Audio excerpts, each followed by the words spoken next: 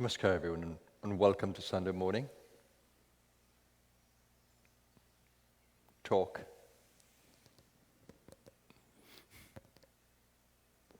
Those little breathing exercises you saw me doing there is only to energize the body and the senses. And I get great joy in doing that. I can feel the power of neurotransmitters, that these feel good chemicals are being stimulated in my brain and nervous system, and it's such a joy to feel that in the body. The oxytocin, the dopamine, the serotonin, they produce feel-good effects in the body. So you don't want me to speak to you in a sleepy tone. You can listen to me like that. But I want to be alive in the body, vibrant in the body, and using the body like a perfect instrument to make my music.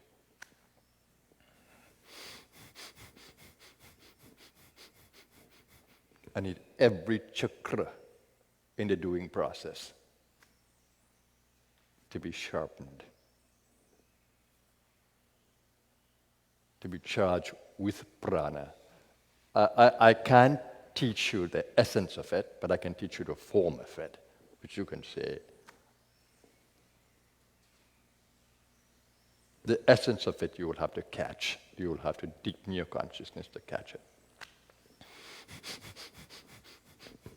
In the last talks, I've been speaking about the dream and waking up from the dream.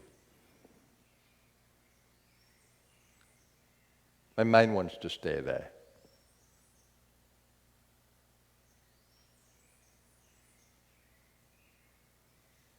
So today's talk will be focused on Maya's dream. In us is Maya having this dream. The soul is having this dream of Maya in us. What is Maya? It's an energy illusion. You know, when you take a drug, or if you take some hallucinating drugs, you're going to see a whole lot of things. And if you take ayahuasca, I've never took it, but if you take ayahuasca, the promise is that you will you will see the earth goddess, so you will get information from the more, from nature's field. So you see how these hallucinating drugs can change the way you see things. And forcibly so. You're wrapped into this thing.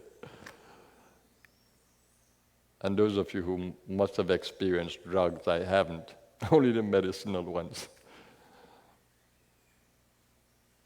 Not the hallucinating ones.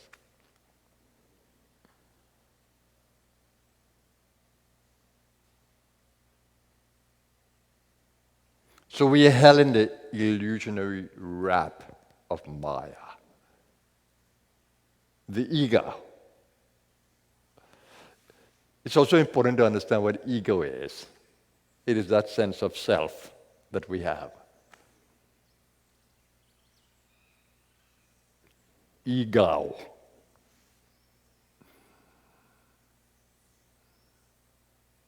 That sense of I that we have. And of course, you'll understand that when Maya holds you in the grip of its illusion, the I will be different. And if you look at the eyes on the world stage, you will see, oh my God, what illusions these people are held in.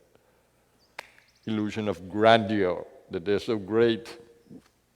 Illusion of victim consciousness. We are so violated. All our rights are gone. And they are using their stock of merit to stay on the stage, because when the merit goes, the stage becomes different. And then they have to learn to build merit again. Don't waste your stock of merit. Merit are the good deeds that you would have performed, and that is stored in the karmic bank.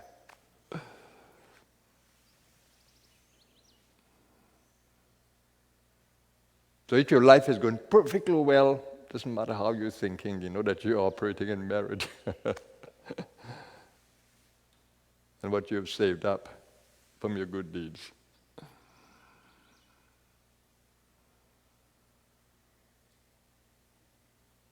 So Maya moves from this wrap, this hallucination, this imagination, this compromised way of seeing. And I say compromise because it's not the way of seeing. The seeing can change, the seer can change, the ego can change. The ego can move from tamas right up to sattva. Tamas is the darkness, and sattva is the light. And there are a whole lot of space in between that light and that darkness, with different shades of the light and darkness. Darkness simply is the absence of light. When you study a little bit of physics, you will know. If there is no light manifesting, everything appears dark. If a fabric cannot reflect a color, it looks dark, no color. So when that light of the soul is not illuminating the space, is not manifesting, the soul is dark. Tamas. The missing of the light.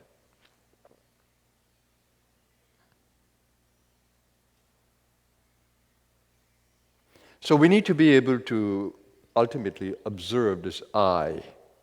But before that, it's important to look at the illusion around you. Oh my God. When I was 20 years old, I was hit by this reality. Before that, I was playing in the illusion happily.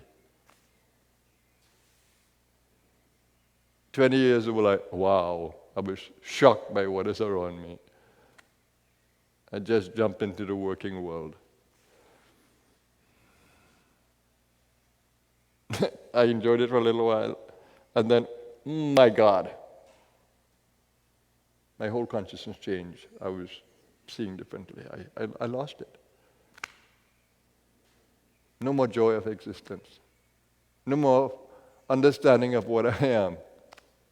I couldn't live with an ego anymore. I needed something. I needed my mind to be expanded. I needed to understand this play. I lost it. And that began an intense search for self.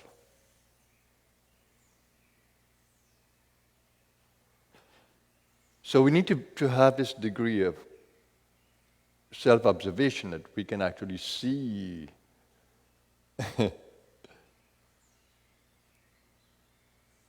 futility of following worldly dreams unless the goal is to expand the consciousness. After I woke up from the dream, I stayed for a while in this state, trying to figure out what to do. I had a directive from the universe, which is that you're going to be a teacher, a guide. I didn't know how to do it, so she didn't give me the wherewithal to do it. And when I look back now in hindsight, it wasn't the karmic time. That's why I so believe in karmic timing. It wasn't the time, because I had no creativity in me.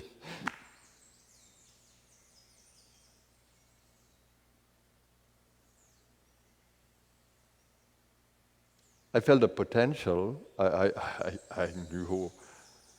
knew where I was awake. But I didn't feel a sense of direction.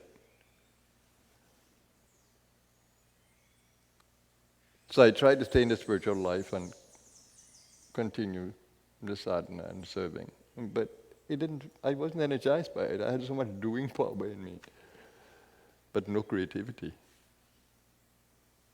no direction. Then you know what I said to myself? Well, Let me get back into the mire. Let me go back to the passions that I had. But this time, totally detached. I was simply doing this because it is the momentum of the drive that I had before. The drive for education, the drive to serve, the drive to be in the world because I was happily there in my sadhana. Serving. So I said, okay, let me do this again. So I just jumped back into serving. Okay, I don't want to be a beggar. I'm not going to wait on anybody to give me a handout. No, I'm going to work. I could do anything. Didn't matter where I was placed. Total humility to life.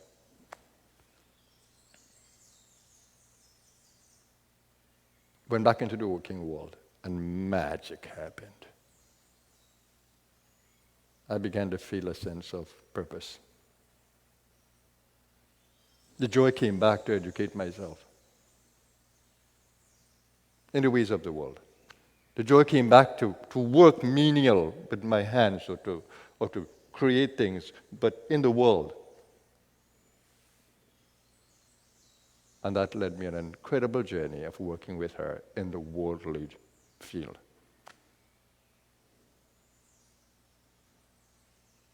And that continued until I was 39. And then again, I lost it for the world. I wasn't interested. All the things that I wanted to do, equip myself with the ways of the world, and I did, and I felt no more passion for it. I didn't want to work in unionized environment. I didn't want to take advantage of people.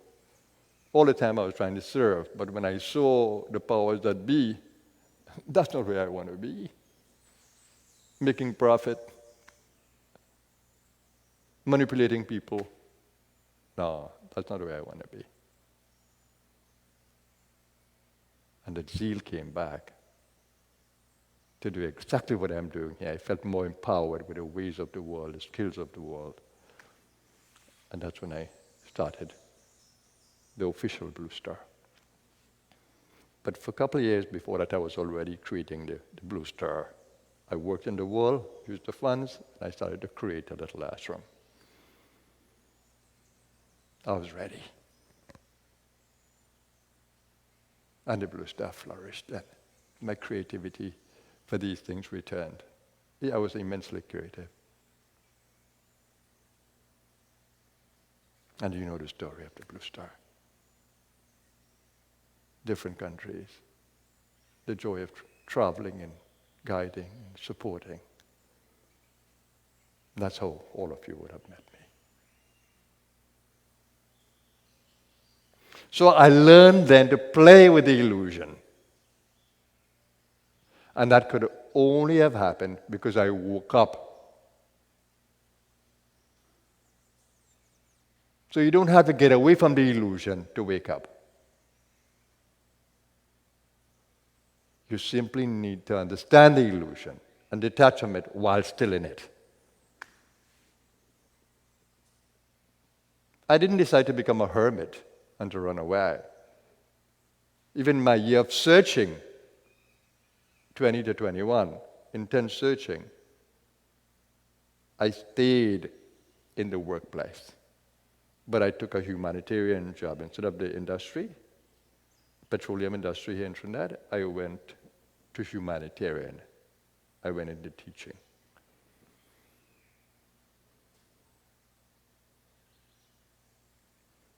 So even as you are immersed in the illusion, continue the journey. Continue the journey of searching for self. Searching to wake up to what you really are. But a deep understanding has to come to you about the nature of life, the futility of the things that you might be working for with your efforts, your energies. Where is it devoted? If it's devoted in the world, it has to be to elevate your consciousness. Not to give your ego more power.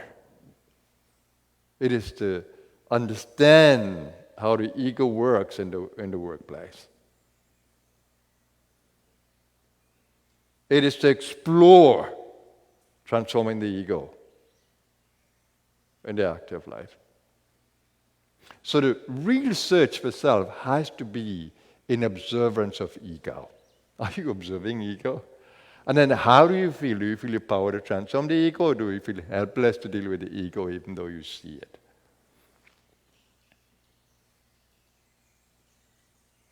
That's where support is required if you feel helpless. But if you feel power to transform the ego, go for it.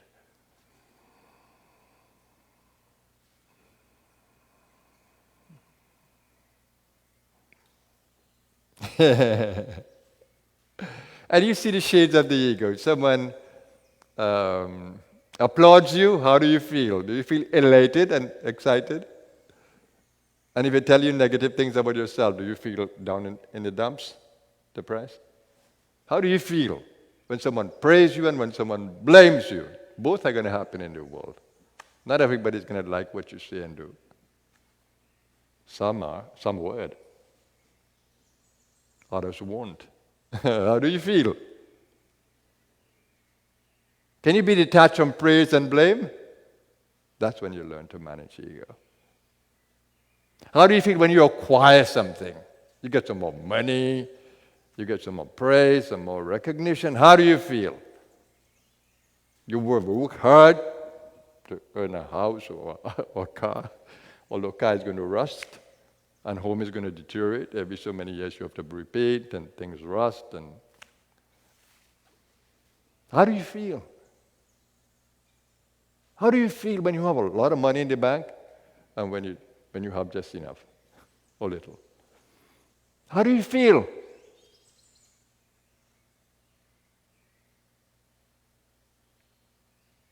Does your ego move from one to the other based on life's circumstances? Or are you in a different place where you can look at it as a play? And if you learn the rules of the play, you will always have. It might be just enough, but you will always have. And if perchance you have the spirit of charity, then you might have a lot. Because you don't care. You want to distribute it to those who need it. That's how I am. It comes to the organization, it comes to me, and where do you think it goes? I can't hold on to that for myself. Am I stupid? No, the spirit of charity drives me. How can I make lives around me better? How can I grow these centers of light? I own nothing. I'm simply the guardian. I just share. I've learned the secret of life. You keep your hands open. Everything comes in and everything goes out. The hands remain open. It holds on to nothing. Because to hold on is to be dragged.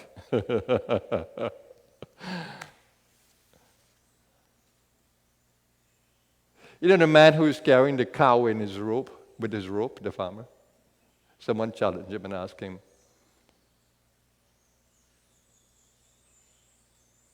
is that cow tied or are you tied? Is that cow tied or are you tied? The guy was confused. The wise person said, well, if you are not tied to that cow, let go the cow. He wouldn't dare let go the cow. Because he's tied to the cow. Not the cow tied to him. The cow wants to be free. But he's tied to the cow. He would not let go of the cow. Are you tied to your jewels? Are you tied to your fortune?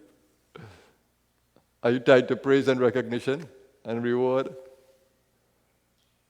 Tell me, oh ego, tell me. Can you be free? Would you learn to be free? Because when you do, you learn to trust the universe. She gives and she takes. Through the karmic law. She gives and she takes. And when you become a perfect instrument of the divine, You don't hold on to anything. You become an instrument of giving and receiving, not hoarding. Hoarding is a karmic sin. Attachment is a karmic sin. Let go, be wise, O seeker. Let go of the ego. Be free of the ego while still in the maya. While still in the illusion, let go of the ego and be free. That is the real freedom. Live in freedom. Live in the maya, but not be caught by it. We are all in the maya. We are all in the maya. We are all in the illusion of the senses. Don't be caught in the idea that you're greater than another or you're lesser than another. We are all equal in the play. Wake up from Maya's dream. So waking up requires a sadhana of waking up. It requires listening to the voice of the one who is beyond Maya. The voice that is calling in the wilderness. That voice will always be there. Life always puts that voice there, even in the darkest hours. Christ came in the darkest time with that voice. Buddha as well came in the darkest time with that voice.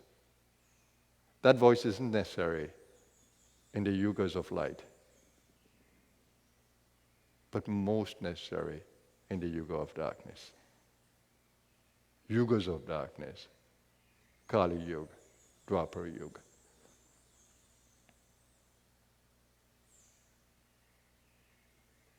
So we need to listen to that voice in the wilderness.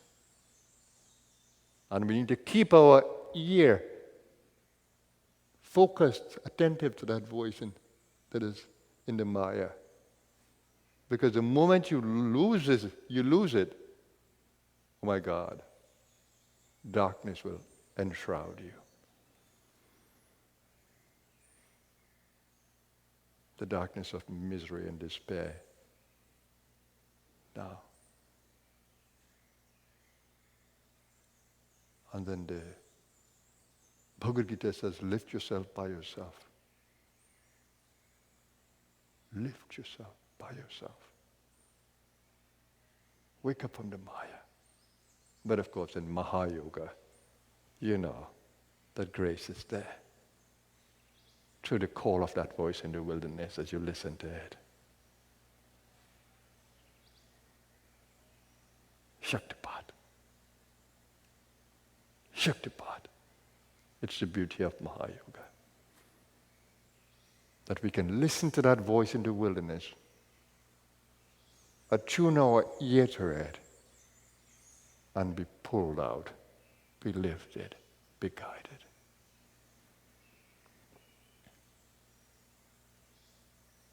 So there are many points I would have made today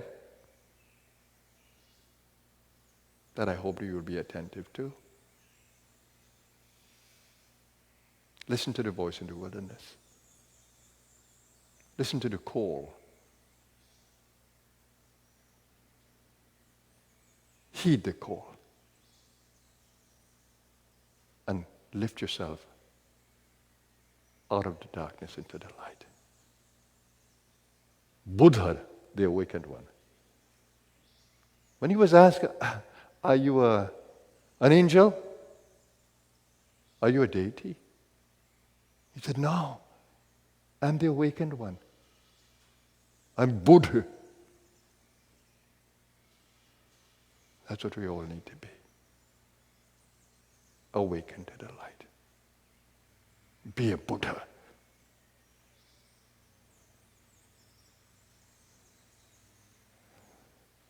With that, I wish you a wonderful Sunday. Sunday is part of the illusion. Every moment can be a Sunday.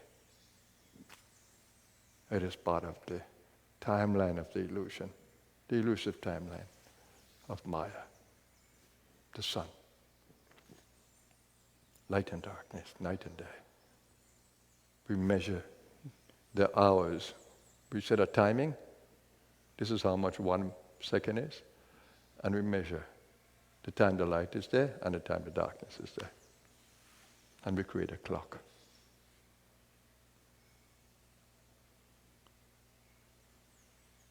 The soul doesn't adhere to a timeline. The Maya has it, the illusion has it. The soul is ever existing, eternal, timeless, changeless in its essence. Have a marvelous Sunday. Heed the call in the wild, in the darkness. Heed the call. Have a blessed day, everyone. Namaskar.